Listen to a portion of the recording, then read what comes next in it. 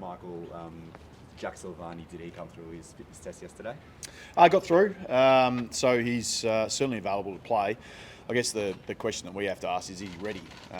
He'd be coming in without having obviously played a game first. So we have to weigh that up as a match committee.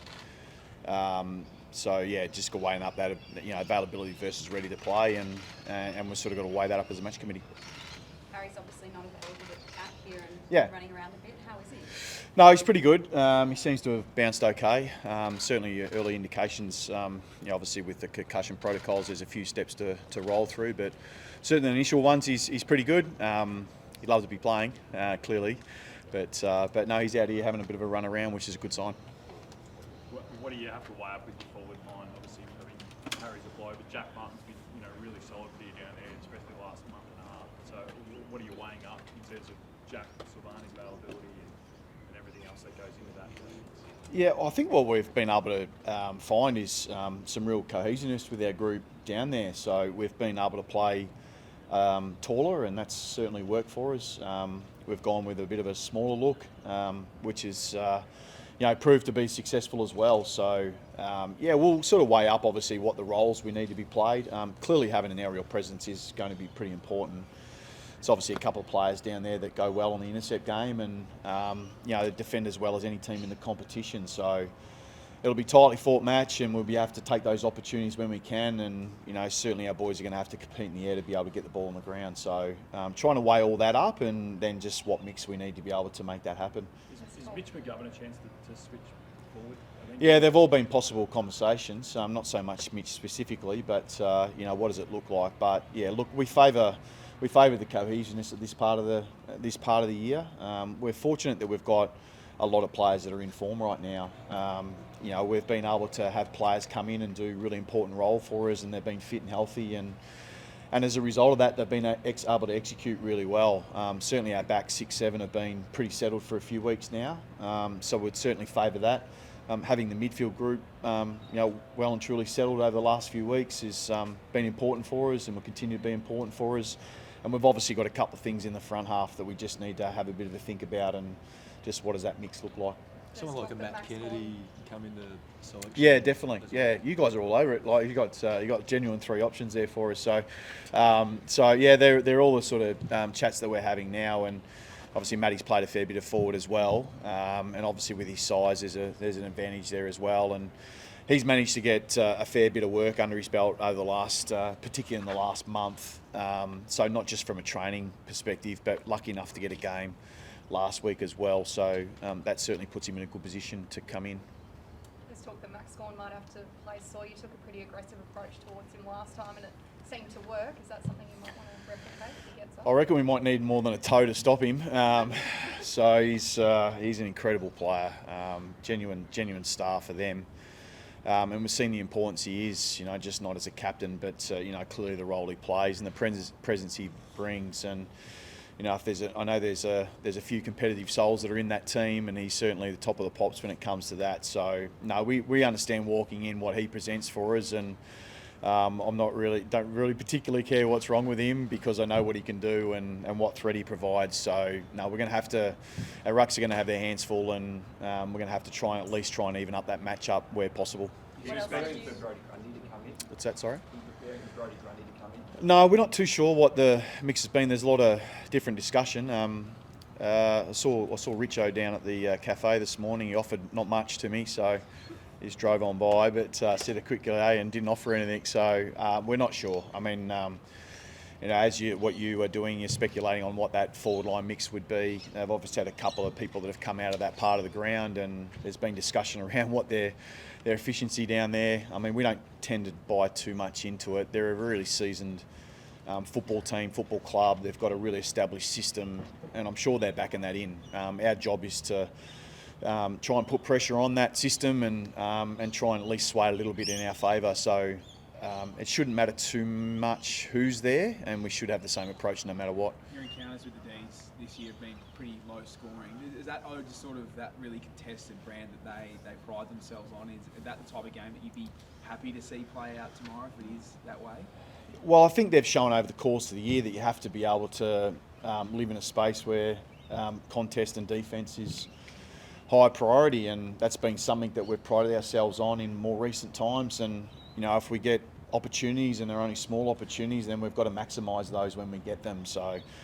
But yeah, look, this game and finals football is all largely based on contest and defence anyway, and so we have to set up the fundamentals of our game if we feel like we're going to be a chance in this game. Talking a bit about your entries forward before, but how important is it to seal off someone like Stephen May, given his intercepting ability and how he can pretty much turn a game with that skill? Yeah, well, I mean, we had late in the game last week, we had our own ball movement that we needed to address as well, and become a bit too much straight line, and that become a bit too predictable. So I know there's been lots of chat on that, but there's some things we have to get to work on as well. We've been pretty good in that area. Our forwards have gone to work really hard on what that looks like for us, but clearly having a presence down the line and being able to stop the influence of those particular players will be an important facet of the game. How much does the previous game against Melbourne factor into your preparation, given it was so recent? Yeah, well, and that's the advantage. I think the other advantage you have is that they've had an established system for a period of time, and there's always slightly a different emphasis that they might have on something from a week-to-week basis. But look, we get a sight on what that actually looks like. They also have a sight on what that looks like. But in the end of the day, it's going to be our absolute best to be able to get this job done. And they're a high-quality football side. They've shown the level of consistency across the season that says they're a genuine threat, and they've been premiership favourites at different stages throughout this season. So we know what we're walking into. It'll take our best to be able to get the job done. What do you make of the psychology of this matchup? The second week of the finals is always interesting because you've got a winner and a loser facing off. I mean, you guys you've ticked the box of the finals win. So, and I know you won't say the season's done, and there's, you've got a free hit this weekend because you've got as much to lose as Melbourne. But what do you make of the psychology of that sort of argument? Yeah, well, I think that's what experience tells you. It's interesting when you have first versus fourth and they lose, and it happens to be diabolical. At least that's the way it's been interpreted. And fifth versus eighth wins, and all of a sudden they're the new kids on the block, and they're a threat. So that's why I don't think you get lost in any of that narrative. The important thing that we've done throughout this whole year is we haven't looked at the outcome of games. We look at the personnels in front of us, the process they play in, and we have to go out and beat it. So we're not too concerned anything more than that. We're not lost in the narrative of what's around the game. We've got to be able to get our hands dirty and get our jobs done, and we have to look at the threats that Melbourne bring, and what we need to be able to, and the level we need to be able to play at. So that doesn't change for us. In fact, it's quite dangerous if it does. Spending emotional energy can be pretty crucial in finals pre-game. We know obviously the Demons with the way things played out with Agnes Brayshaw. How have you recentered your group given the immensity of that first win in a decade? We just absolutely embraced it. It's from the start we said it's going to be something that we get after, and we were this campaign we are new kids on the block. We're the only team in the last 2 or 3 years that hasn't played in finals, and that hasn't changed for us. So for us, it's to be able to go into last week and see the excitement and joy and smiles on our fans, and to see the players and the reward they got from that. How can that not make you hungrier? How can that not make you want more of that? For us, it's about sort of just stepping into that and really enjoying it and staying as present as we possibly can, and not worry too much about what comes out the back of it. If we get our jobs done and we play the right way, then we'll get the result. Doesn't guarantee anything, but we might get the result at the end. Given all that, are you daring to dream at all? It's been such a wild ride this year. No, I haven't. It's been, I think just the excitement out of last week and just the feeling you get off the back of that was just a really timely reminder about why you love September. It's not just the sun. There's other reasons why you love September and being a part of it. And there was no more rewarding experience throughout the year than being able to get to the end of that game and see the crowd and the response of the crowd, and not just the players that were playing, the 22 or 23 that are out there, but the squad, and seeing them in the race afterwards, and then seeing our family and friends, and it was quite emotional for a lot of people. So we just want to get out there, and we can't wait for that opportunity to be able to do that against some quality opposition and really get after it. Just on Patrick Cripps, he probably didn't have the impact he would have liked, but you made it up with the other guys sort of on the lower end of your list. I mean, how do you sort of see his game, and what's your message to him this week? He's obviously not 100% fit, but how do you see? Oh no, he's 100% fit. Don't worry about the pillow that's under his jumper. No, he's no, not at all. He's fine. He's ready to go. Obviously, there's a precautionary measure there to ensure that nothing repeats itself. But no, he's right to go. Look, I've seen no more excited individual in this place than Cripper over the last little while, and I hope what he feels is that he doesn't have to do anything extra special.